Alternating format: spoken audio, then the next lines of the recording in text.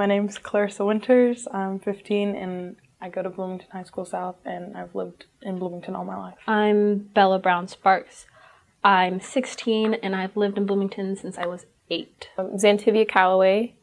I'm 17. I go to Bloomington High School North, and I've lived in Bloomington for 10 years now. All right, my name is Jada Pete. I'm 17. I go to the Academy of Science and Entrepreneurship high school here in Bloomington, and I've lived here for about 10 years, I believe. Yes. My name's Phoebe Powell. I am 16. I go to Bloomington High School North, and I've been in Bloomington all my life. I'm Giuseppe Gasana. I'm 15 years old. I go to Bloomington North High School, and I've lived in Bloomington for 15 years.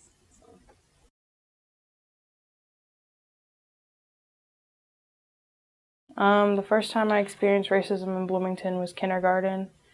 At my school, we were on the playground, and I was the only mixed or person of color in my kindergarten class. So we had recess like divided by your class, and I asked these girls if I could play with them because I didn't have any friends, and they said that I wasn't the right color, so I didn't have anybody to play with because I was the only one. So I kind of just played with myself. My biggest moment was in 4th grade when I wanted to play a part for a play, but they didn't want to cast me, so they were thinking of casting a white girl for a black role, and they even thought of doing blackface on her, but I got the part because they were like, we can't do that, so. I remember in 7th grade there was a student, we were in science class, and I was known as like the jokester and cracking jokes with everyone. And I remember one time this one little white kid in the back of the class, he started laughing so hard, and he was like, you know, you're really funny. He was like, I don't really like your kind. I don't like the people, like I don't like your kind and where you come from, but you're cool. I really like you. I was in 2nd grade, and this one other girl and I had gotten into a very bad argument, and she was white, and what had happened is that we said some pretty nasty stuff, and then she's like, well, at least I'm not black. And I was just like, well, what do I respond to that? Should I say like, at least I'm not white, or I can't change that? She's like, yeah, because black people are so disgusting, how can you even deal with yourself? I'm like, am I just supposed to accept this and stand here, or do I fight back, or what do I do? So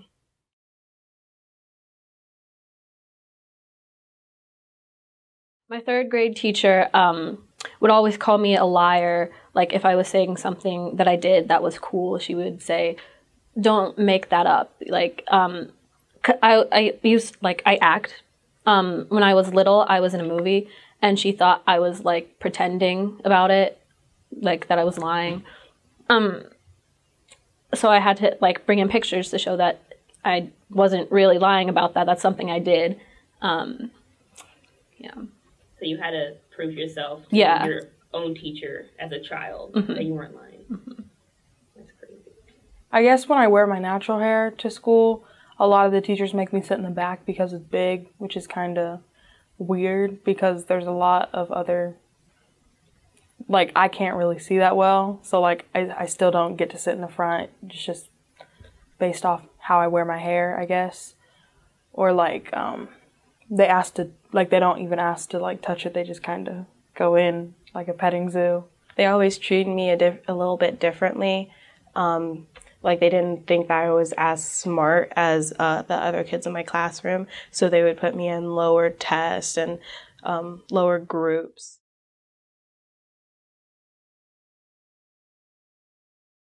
Mr. Philbeck, introduced me to the African American read-in. Stephen Philbeck at North. He sticks up for a lot of the foreign kids, the black kids, the kids who are being bullied for, like their race or their religion or nationality or anything like that.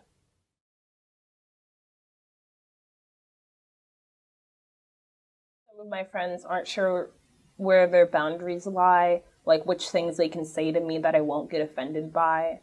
And just because I don't really speak out or have a voice in most things, they do cross the lines at some point. And I'm not sure whether or not to stop them because they're my friend and my peers. And it's just, I don't want to make anyone else upset and be that person that like the angry black woman, as most people would say. It's every birthday party I've kind of gone to with the group of friends I'm with. I've been the only black friend.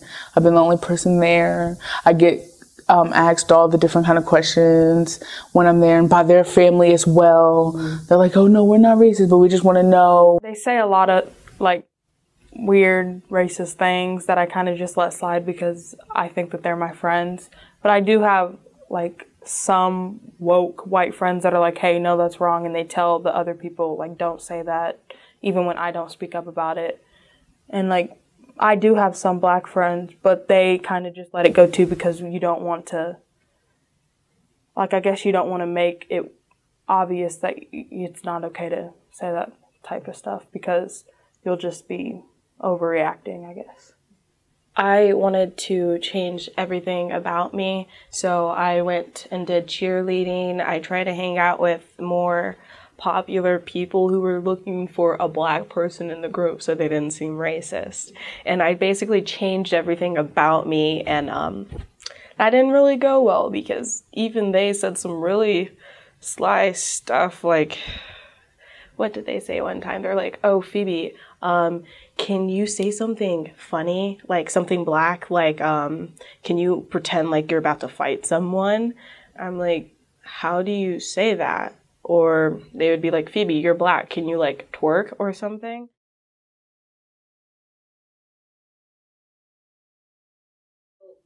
What is the craziest thing someone has said to you regarding your race, or like the most racist thing someone has said to you? Okay. And if there's multiple experiences, you can say that. Okay. Like, you know. I gotta list these off real quick. One time, this person grabbed my hands and she was just like, I don't understand how it's half white and half black. It doesn't make any sense. Like, because she looked at my palms and saw that they were pale, and so she just really confused. She's like, it should be all brown. I'm like, no, it's not how it works. When I played basketball for South, we played Avon, which is like a majority black school, and their whole team was black, and I'm the only black one on our team. So when we went to go shake hands after the end of the game, our student section stood up and said, she's reunited with her sisters. And it was embarrassing. Because I guess... The student section said that? So multiple people said that? Yeah. It was like a chant. She's home. Was anything done about that? Or no?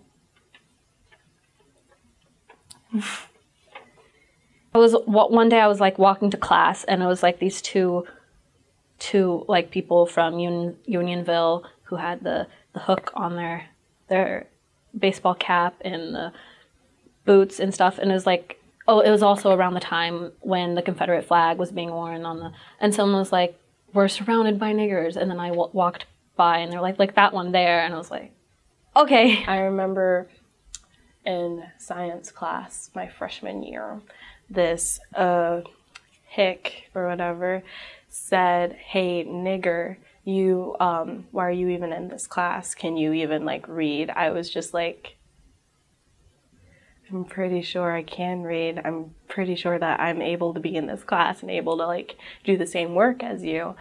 I've had plenty of experiences like that where people just like think that I'm so dumb or that I'm not worthy enough to be in the same room as them. And it's just really frustrating. Nothing, really. Really? Nobody's really, like, I guess, confronted me about it. Because I'm more relaxed and everything. I try to keep to myself. But, like, whenever the white kids, like, do talk to me, they're just like, oh, yeah, you're pretty cool and everything. But, like, they never, like, really mention race or anything like that. Do you think part of the reason why you keep to yourself is to avoid those situations? Because maybe, like, you've seen that happen to other people, or is it just kind of like who you are? Right, most definitely. Because like, in the morning, like, you'll see, like, all the groups of black freshmen and everything. You know, they're yelling, they're screaming in the hallways. And, like, somewhere, like, you'll hear, like, a group of white people like, oh, my gosh, they're so effing loud. And I'm just like, well, I'm just like, you guys act like you're not loud, so...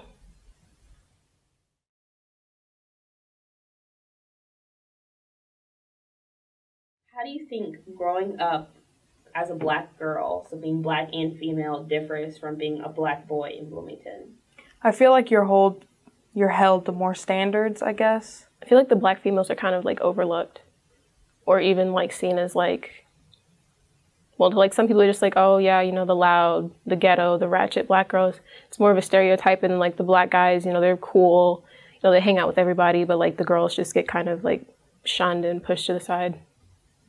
Well, my experience, black boys are assumed that they're going to act out and be like, yeah, and black girls, we're not exactly expected to act out necessarily, but we're basically supposed to be there, but not really. Like so the what's that, like when children are meant to be seen but not heard, that's kind of how it is for black girls.